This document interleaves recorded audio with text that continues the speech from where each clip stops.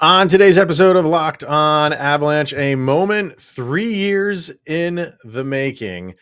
Gabe Landeskog takes the ice. It was with the Colorado Eagles, but that doesn't matter. Avs Nation is going crazy today to see the captain back in action. How did it go? Let's talk about that.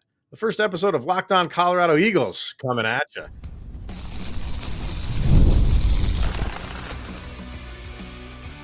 You're Locked On Avalanche, your daily podcast on the Colorado Avalanche.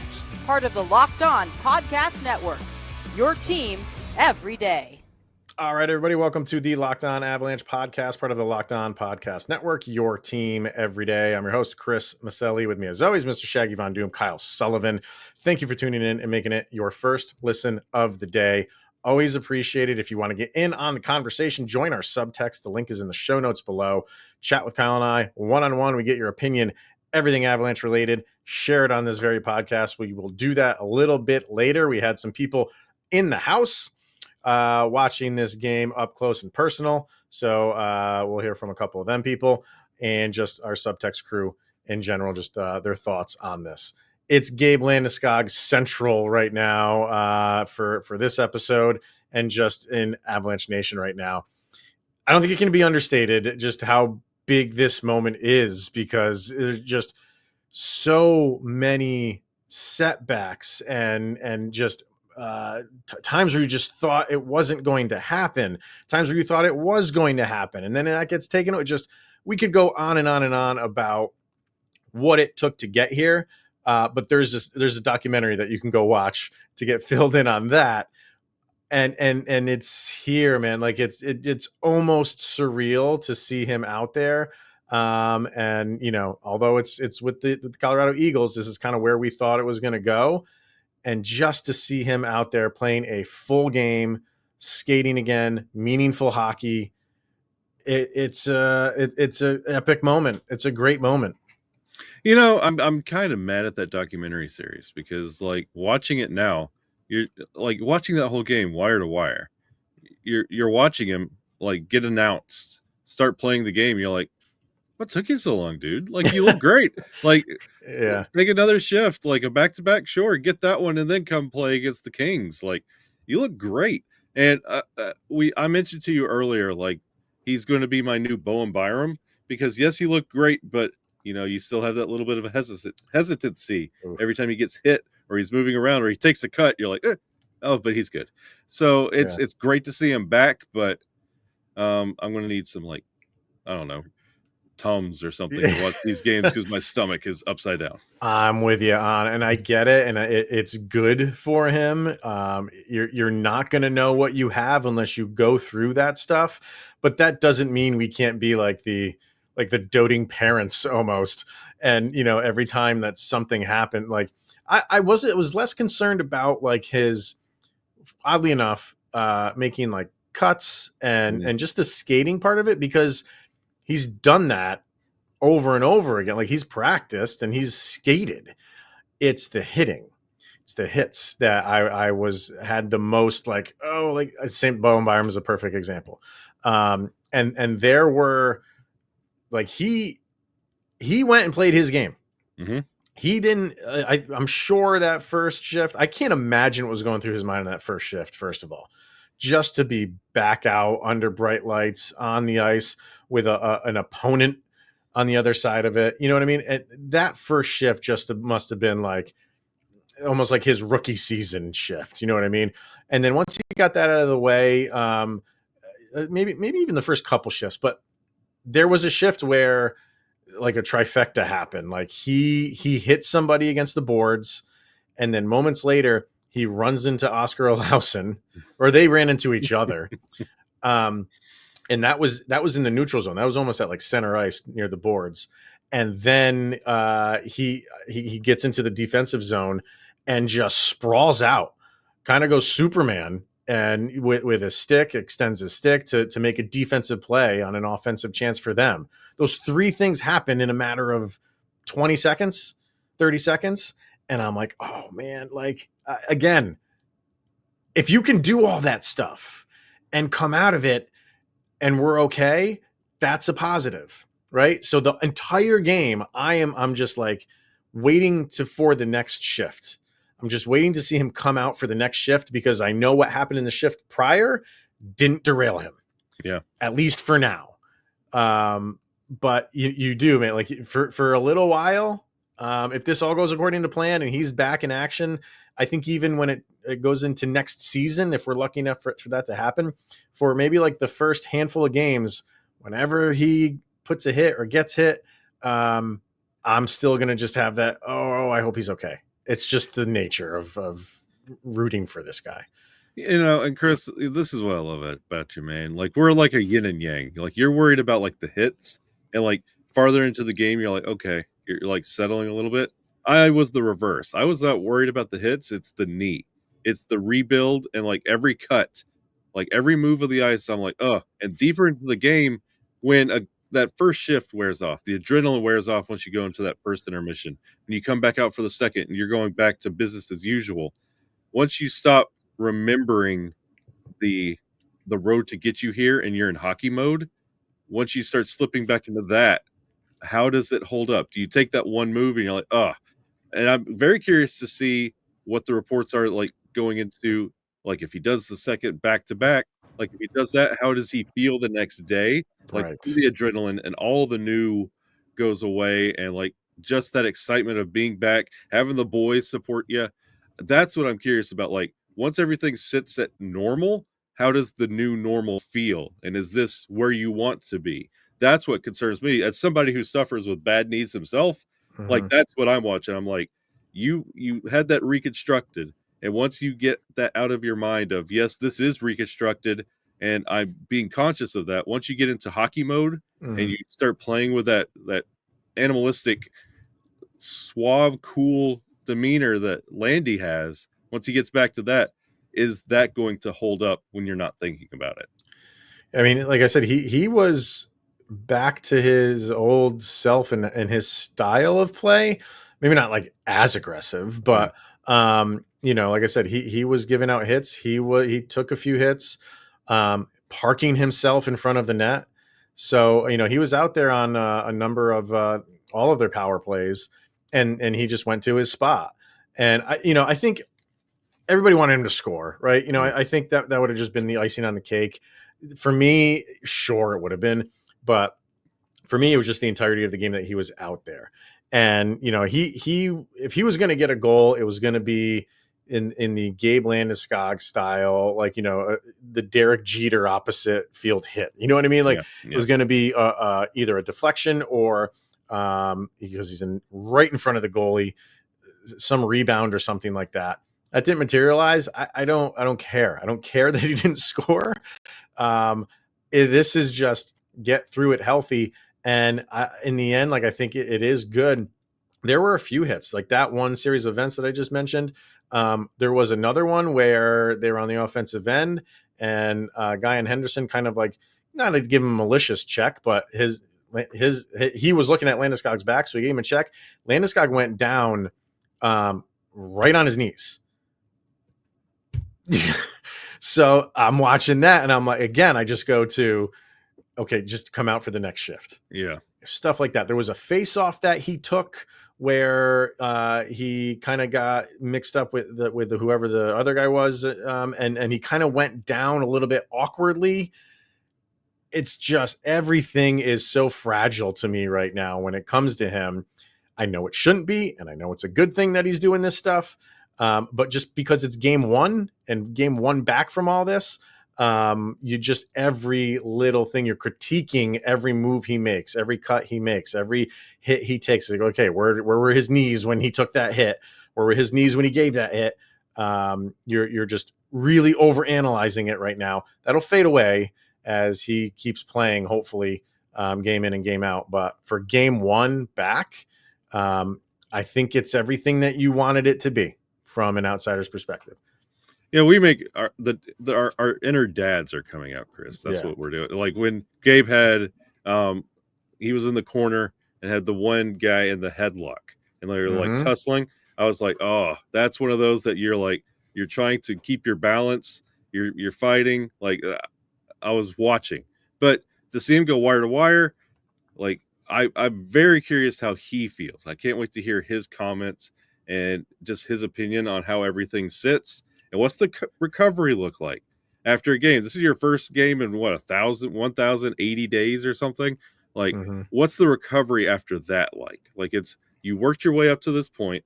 Now, what does the next day feel like? We talk about that all the time. Like with our normal NHL guys who play all 82, like the next day is going to be rough. Yeah. So you're curious on what the next day feels like for Landeskog, but that one wire to wire 60 minutes in the blue arena, I think that looked incredible. And if you did not know Landy had that knee replaced, you'd be like, oh, how about that? Gabe Landeskog. No, he didn't miss a beat. Just came back from an injury, just needed. Yeah, exactly. All right. Obviously, more to talk about with this. So we will do that and obviously get our subtext crew, their comments. We'll do that next as well. All right, let's hear from FanDuel. The NBA playoffs, of course, the NHL playoffs too, are almost here, and FanDuel is giving new customers an incredible way to get in on the action.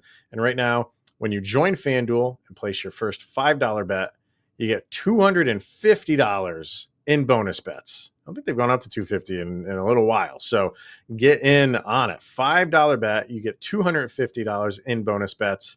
That is if your $5 bet wins. So don't miss out.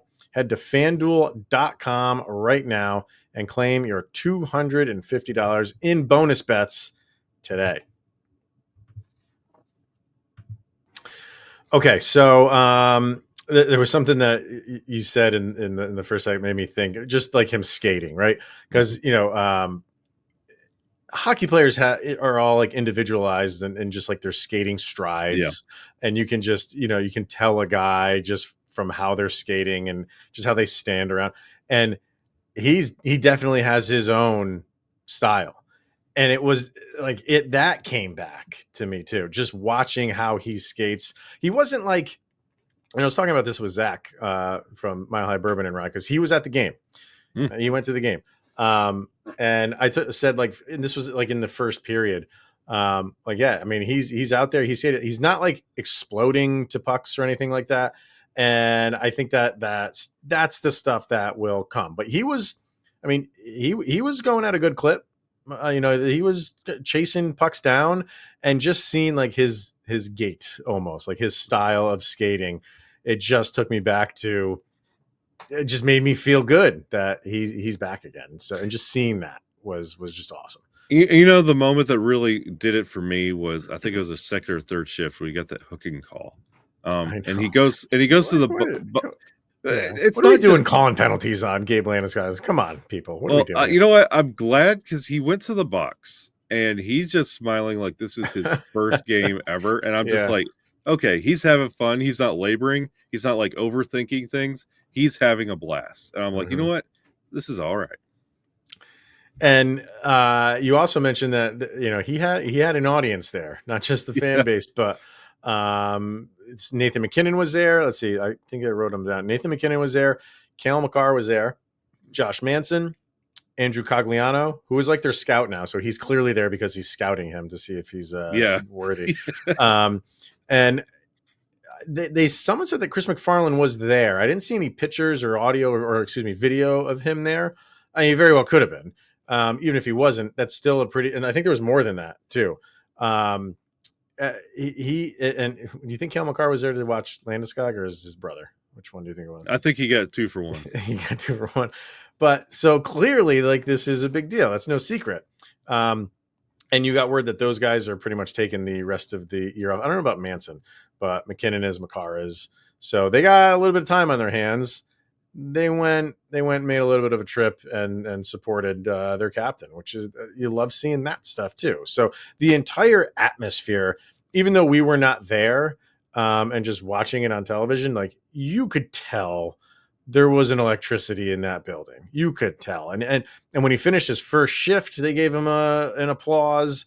When he gave his first hit, they gave him an applause. Like, every time he was out there, I think people just got on the edge of their seat just a little bit more. Like, let's see what he can do and maybe get a goal here and there. Because if he scored a goal, that place would have went bananas. And he almost had that opportunity on that shorthand. A shorty, nonetheless, would have been just icing on the cake.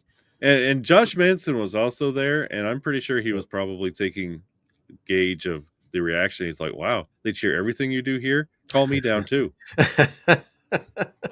Yeah. Yeah. And honestly, what, like, for the rest of the year, just swap teams. Let the Eagles come up and play the rest of garbage time regular season, and let Nate and the boys just go down to Loveland and chase Abbotsford, because I know the Eagles are chasing Abbotsford right now. So why not? Yeah, they called a lot up. Yeah, they did call a handful of guys up, so you'll see them. On I love that transaction wire. You get Chris Wagner coming up, Gabe Landeskog going down. Yeah, cool. Yeah, and on the Colorado Eagles website, under their roster, as you're scrolling, it's all by number. There's Landeskog right there. Yeah. So it's just kind of it's surreal. It's weird, but it's awesome at the same time, because yes, while they're the affiliate, they still, for the most part, have the same colors. Yeah. There's one uniform that and the one that they wore is kind of one that most resembles the Avs one. So it's not like he went to an not like Henderson, right? That doesn't really resemble Vegas or anything like that. So not only did you see him playing, but you saw him playing in Avalanche colors, resembled the Avs as much. He's playing with a Makar. So there's so much about it that just is so close to getting, back to that level. So I have, if you're watching on YouTube, like the second bullet point there is, some questions answered. I guess that should be a question. Do you feel like, even though it's only one game, you did get some questions that you had answered? Yes, because it's been 3 years of can he, will he, and those questions are gone. Yes. Now, for how long is the next one? Right. But other than, like, can he just did 60 minutes. Will he? Done. So he can. It's now the longevity that's left, and again, the age and where everything lies in that. That's the next question. But I mean, that's normal hockey questions. You've bridged the gap. The 3-year absence is kind of now old news. It's not a continuing story. No more clean sheet episodes to add to the backlog. But no, you've answered a lot of questions on if he and can he and will he and what does he look like when he does. Just now it's the NHL level stuff. Excuse me. Oh, that crept up on me. Sorry. Yeah, I think for me, yes, there were. I just had like the basic of questions. It wasn't anything like, can you finish the game?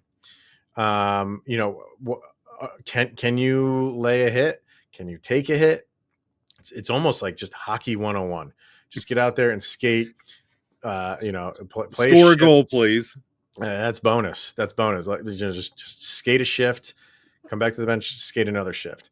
It didn't see. I'm trying to find if there's stats as far as like time on ice and stuff like that, because I didn't really feel. Yeah, it's difficult. I didn't feel like he was taking every shot. I could be wrong on this, but obviously you're watching for him, and it didn't seem like he was coming out on every shift with that. He was on the second line with that second line.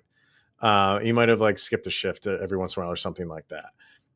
If I'm wrong on that, I'm wrong on it, but it just didn't seem like he was getting a ton of minutes, which is fine, because that was the other question I had. How many minutes are they actually going to give him? And even though I feel like he wasn't out there for every single shift with his line, I feel like he got enough. Yeah, I feel like he got enough for, your first game back in almost 3 years.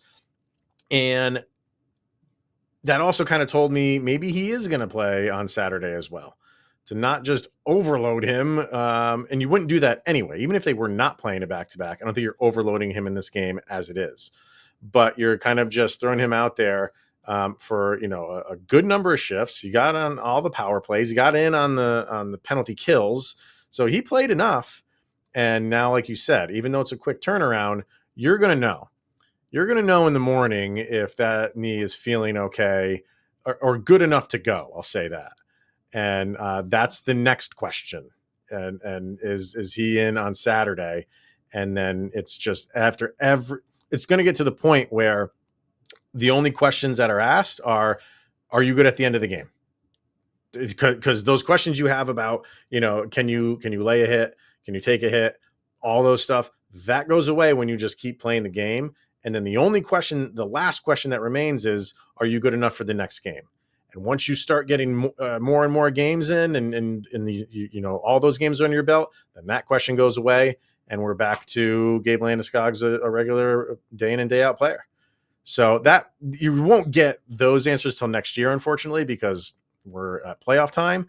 But you'll get a good vibe of him game in and game out whenever he gets back on the ice at the NHL level. Yeah, you get to see him return to a state that's like relatively normal. It's just like understanding what the new normal is. If you get to the end of the game, great. What's the next morning feel like? What do you build on? What is the recovery time? Can you do back-to-backs right out of the gate? Can you do, like, when it comes playoff time, are you a every game playoff guy? Are you we're just playing the best lineup tonight? We need to match up better. You're a scratch. You're not. Like, what does 70% look like? What is 80%? What is our good to go? What percentage can you actually go? 60%? You feeling a little off? Do you want to push it? Like, reestablishing what the new normal is going to be where Landy is. Definitely. So let's get a last break in here, and we come back. We'll have our subtext crew, and we got a sound check for this one. We had to do it. We'll do all that next.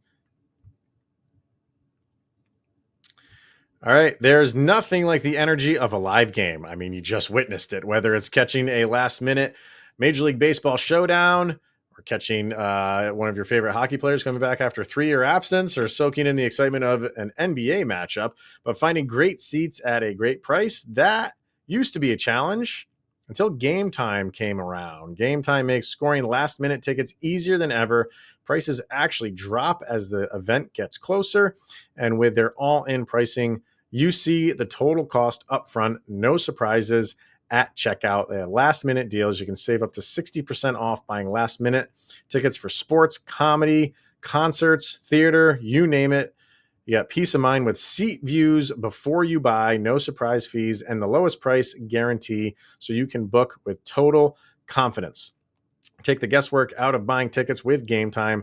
Download the Game Time app, create an account, and use the code LOCKEDONNHL for $20 off of your first purchase. Terms apply. Again, that code is LOCKEDONNHL, LOCKEDON for $20 off. Download Game Time today. Last minute tickets, lowest prices guaranteed. All right. It can't all be about Gabe Landeskog. We have to give Trent Miner some credit here. 2-0 shutout for Miner, and he looked good.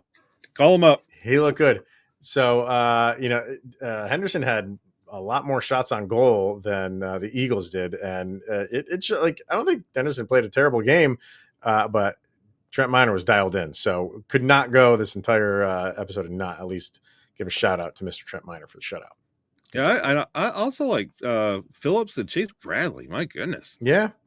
They have a good team. They have a really good team down there. So, or up there. So let's see. We got some subtext people that want to chime in here. So we have Marie, my Lord and Savior Marie.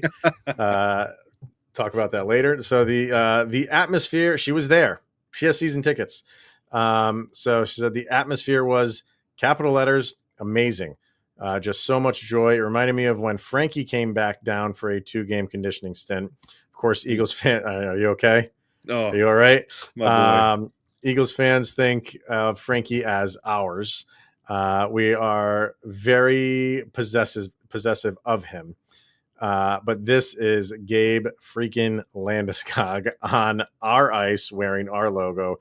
The vibe and energy was just insane. And again, I said it earlier, like, you could feel that just watching it on television. So being there must have been times 100. So I can't imagine. That's probably is like a once in a lifetime moment that you get to see someone of his status playing on that level. Yeah, like I literally equate it to like when I was a kid growing up in Alabama, seeing Michael Jordan play for the Barons. Like it's like that kind of moment. Yeah. Like it's your minor league team and somebody you've always looked up to. Like that kind of moment. Like Gabe coming back to your minor league team. Like that's for his first AHL stint.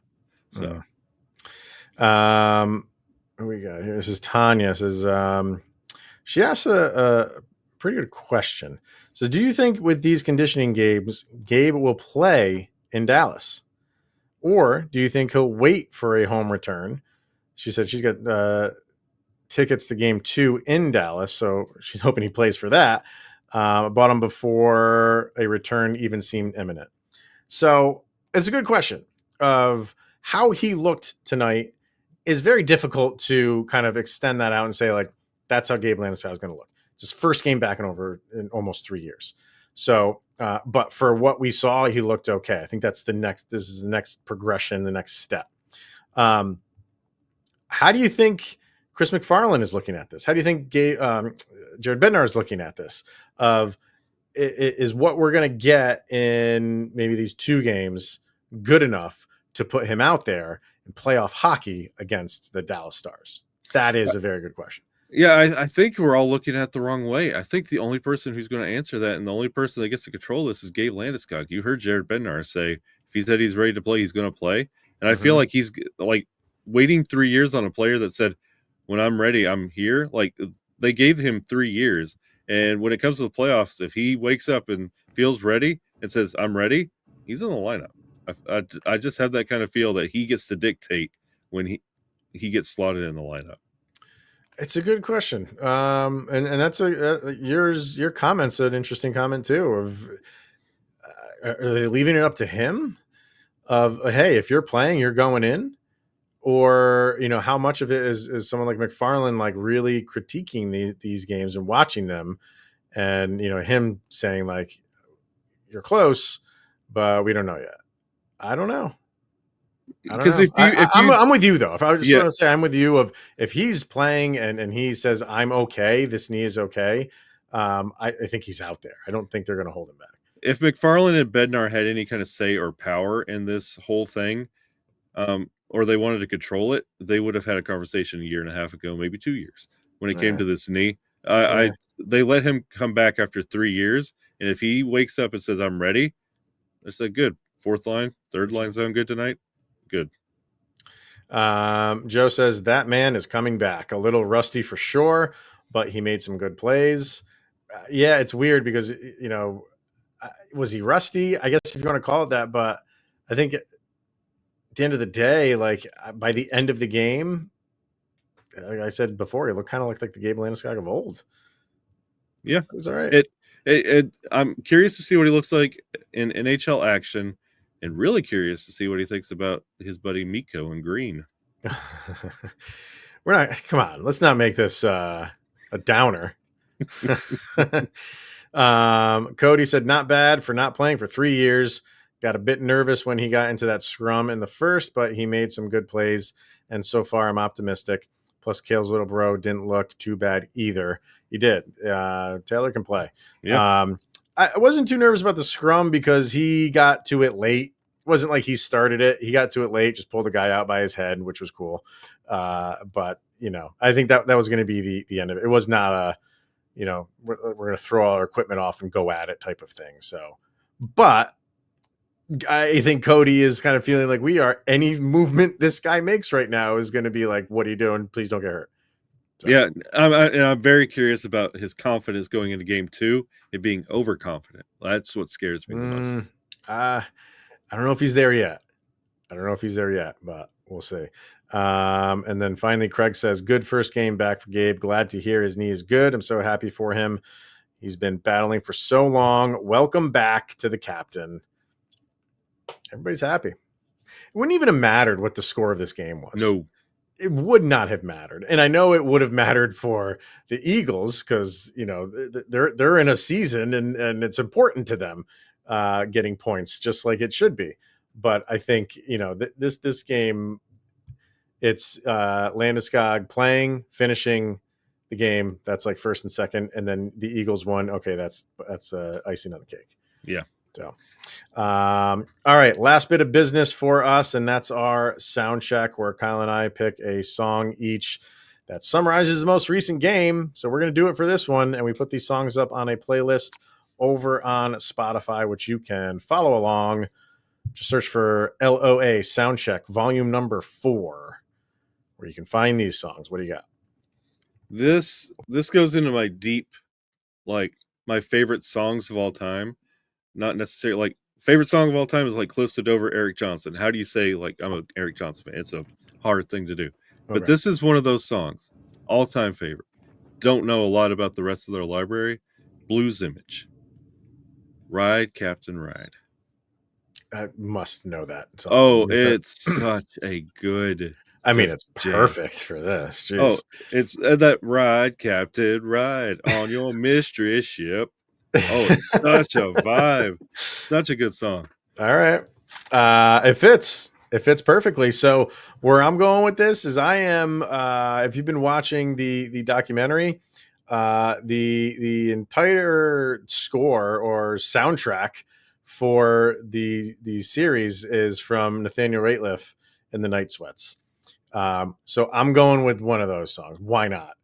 Because they've been kind of telling the story along with Landeskog in the documentary. So his first game back, I'm going with Nathaniel, and I'm going with the song "I'm on Your Side." And it's really "We Are All on Your Side," but I can't change the title of the song. But clearly, the love that's been pouring out from Avs Nation, at least for that day, it was everywhere, man. It was like just scrolling through socials, like there were 5 games in the NHL. Nobody cared about those games. Like everybody was, and not just Avalanche accounts, like national accounts, like Canadian accounts. Yeah. ESPN picked it up. ESPN talking about hockey. Good Lord, what is going on? It was just everywhere, and everybody is pulling for this guy. And even if you're a rival Dallas Stars fan, I think there's some part of you that maybe not, because they might be playing you, but how can you not root for a guy to be out for 3 years and then take the ice? So I think I'm on your side from Nathaniel Rateliff and the Night Sweats is where I'm going with this one. Yeah, I like that. So that's it. All right, everybody. We'll see what we got for Saturday if he is playing that thing. They're playing the same team in Henderson. They do scheduling a little bit different down in the AHL. But for the Avs, logically, yeah. Well, that's a whole nother topic. That's COVID scheduling right there is what that is. But the Avs are also on the ice tomorrow afternoon against the Kings. So we don't expect much from that. With the Avs, they got everything locked up. They called a bunch of the guys up from the Eagles, but it's still the Avalanche hockey. Still gonna hope they win the game, because that's what we want from them, and we're gonna be talking about that tomorrow too. So you have an opportunity to take the season series 3-0 with a win against LA. You shut them out the last time. Like you can put them away. You have the power, and it's in LA, and they are the best home team in the league this year. So it would be nice to beat them at home with a lesser team. Yeah. So we'll be back on Monday to discuss all of that stuff. So enjoy the weekend. Thank you for tuning in and making this one your first listen of the day. That is always appreciated. He's Mr. Shaggy Von Doom, Kyle Sullivan. I am Chris Maselli. This is the Locked On Avalanche podcast. You're no longer 24 hours closer to Gabe Landeskog returning, because he is, but you are 24 hours closer of Sidney Crosby being in a Colorado Avalanche uniform with $1 million arm. Oh, no.